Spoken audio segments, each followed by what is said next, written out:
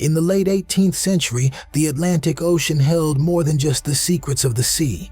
It carried the blood of thousands of Africans torn from their homeland and shackled in the belly of slave ships bound for a life of brutal exploitation.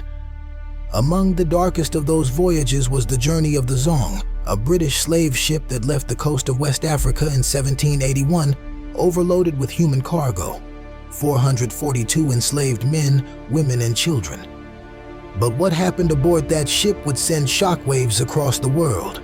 Stricken by navigational failure and dwindling resources, the crew made an unthinkable decision: to throw overboard more than 130 enslaved Africans, alive, so they could collect insurance for their deaths. The logic was chilling. These people were considered cargo, and cargo lost at sea could be claimed for profit. Black lives were not just dehumanized, they were monetized. The Zong Massacre wasn't just a maritime crime, it was a moral catastrophe. No one was held accountable. There were no murder trials, no reparations, just silence, denial, and a system that allowed such an atrocity to be treated as a financial dispute. Yet, this horrifying event, buried in legal paperwork and whitewashed history books, became a turning point. This is not just a story about a ship. It's about power, greed, and the cost of black life in a world built to erase it. This is Black Untold, the Zong Ship, an Atlantic Ocean massacre.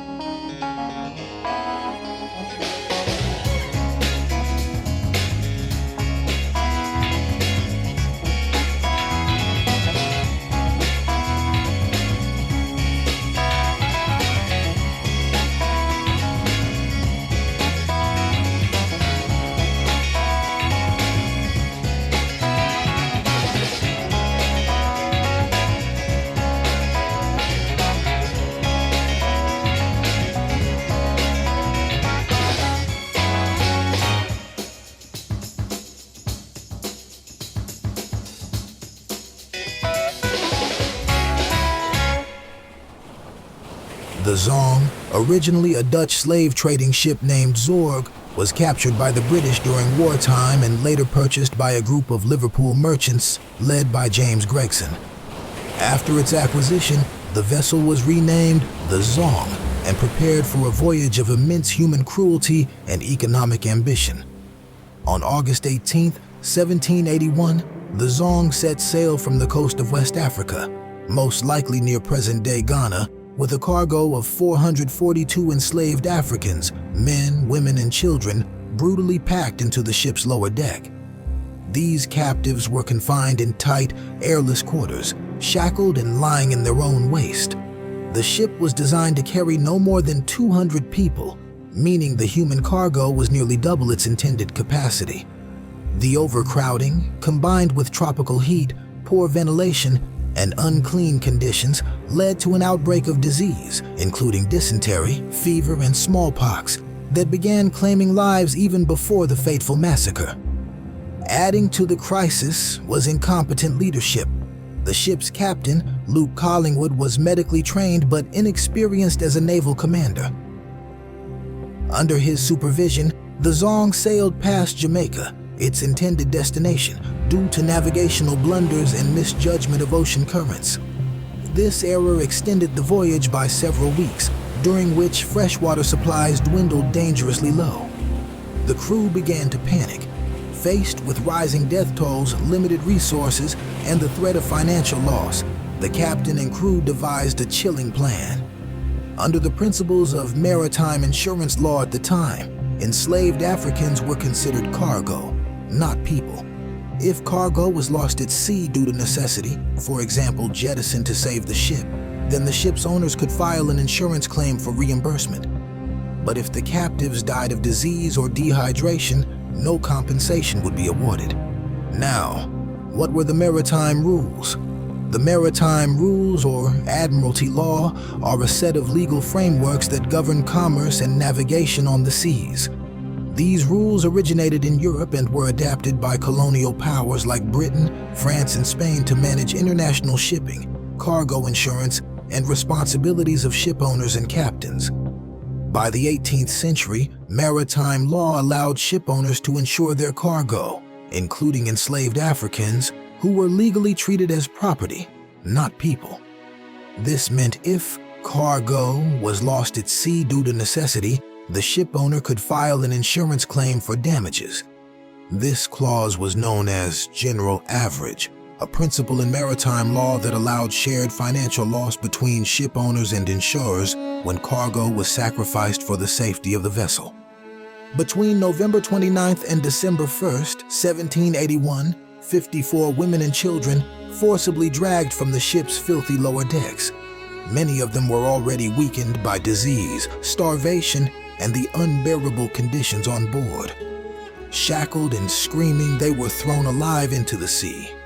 Their cries were said to echo as they disappeared beneath the waves, a horrifying beginning to what would become days of methodical slaughter. Soon after, 42 men followed, chosen, restrained, and thrown overboard by a crew that had reduced human beings to damaged goods. Some struggled in the water, others sank immediately. The ocean became a graveyard, not of accident, but of intention. As the killings continued into early December, 36 more individuals were cast overboard. The most tragic part? By the time this phase of slaughter began, rain had already fallen, refilling the ship's barrels and refuting the claim that water scarcity demanded such brutal action. The murders continued anyway, underscoring the cold calculation of greed over life. Meanwhile, stories emerged that some of the enslaved Africans, driven by despair and unwilling to die at the hands of their captors, made the heartbreaking choice to leap into the ocean themselves. These suicides were not acts of weakness, but of resistance and autonomy, a final stand to reclaim their humanity in the face of complete dehumanization. Imagine the desperation it takes to throw oneself into the sea, not knowing how to swim, choosing drowning over bondage. When the Zong finally arrived in Black River, Jamaica, on December 22, 1781, only 208 of the original 442 enslaved Africans remained alive. Nearly half of the human beings aboard had perished, many through outright execution. Those who survived were likely emaciated, diseased, traumatized, and soon sold into slavery, their suffering continuing on foreign soil. The owners, Liverpool merchants led by William Gregson, George Case, and others, immediately filed an insurance claim. £30 for each lost cargo, enslaved person. The insurers refused, suspecting murder. In 1783, the case of Gregson versus Gilbert was heard in London's Court of King's Bench. The jury initially sided with the owners, and Chief Justice Lord Mansfield shockingly compared the event to horses being thrown overboard, offering that enslaved Africans were treated legally as property under maritime law. However, a retrial was ordered after new testimony revealed sufficient water had been available. Though no one aboard the Zong was ever criminally charged, the case became a haunting symbol of the legal system's complicity in dehumanization. The British courts, rather than treating the case as mass murder, heard it as a civil dispute between the ship's owners and their insurers, debating whether the killings qualified for financial compensation under maritime law. Human beings had been reduced to cargo, and the courtroom reflected that chilling reality. Not once was the term murder formally used during the proceedings, but outside the courtroom, outrage grew. Olaudah Equiano, a formerly enslaved African turned author and abolitionist, learned of the massacre and was horrified. Using his connections, he passed details of the atrocity to Granville Sharp, one of Britain's leading abolitionists. Sharp immediately launched a campaign to expose the horror. He flooded Parliament with letters, submitted pamphlets to newspapers, and called on clergy, scholars, and public officials to denounce the Zong Massacre as a crime against humanity.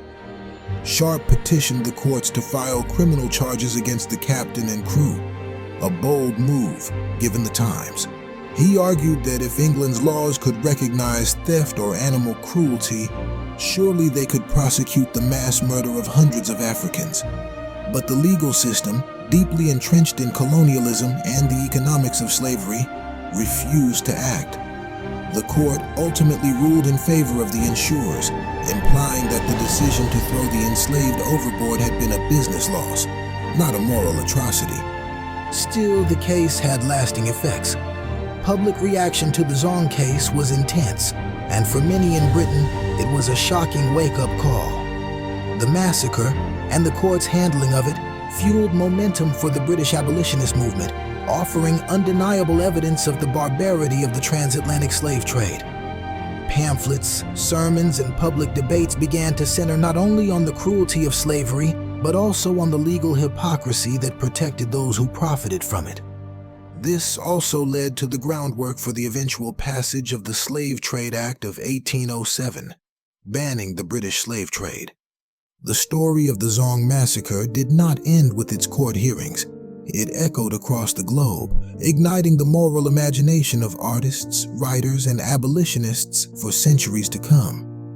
One of the most striking examples of this is J.M.W. Turner's 1840 painting, The Slave Ship, also known as Slavers Throwing Overboard the Dead and Dying, Typhoon Coming On. In a whirlwind of fiery skies and crashing waves, Turner depicts shackled bodies sinking into the sea, their hands outstretched in agony as a slave ship vanishes into the storm.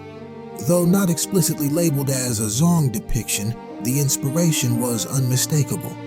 The painting was created for an abolitionist exhibition and stood as a visual indictment of the cruelty and horror of the transatlantic slave trade. Turner even accompanied the painting with lines from a poem.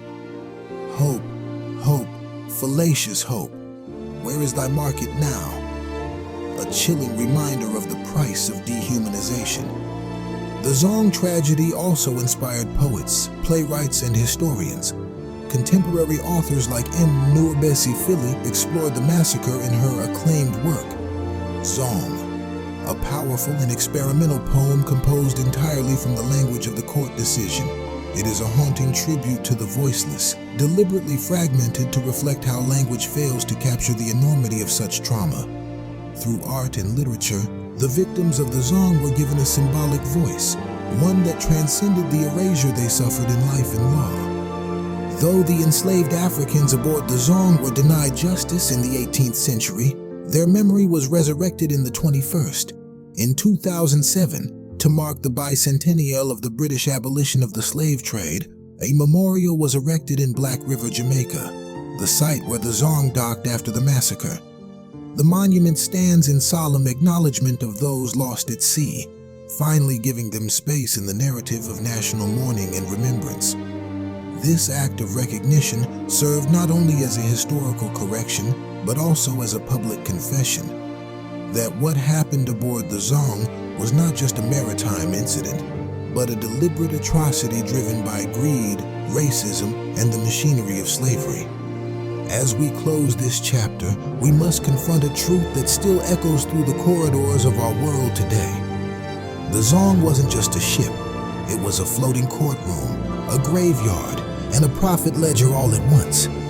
It was a vessel where black lives were weighed not by their humanity, but by their market value. And though centuries have passed, we still see the shadows of that cruelty in today's systems.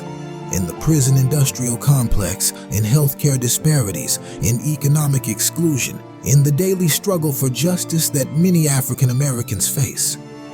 What happened aboard the Zong was not just a moment in history, it was a mirror reflecting the devaluation of black life that persists when stories are silenced, when suffering is commodified, and when accountability is denied. The insurance forms may be gone, but the mindset of erasure, of exploitation, of indifference lingers. So what do we do with this knowledge? We remember, we reclaim, we resist, we tell the stories they tried to drown. When you walk past water, think of the voices that never made it to shore.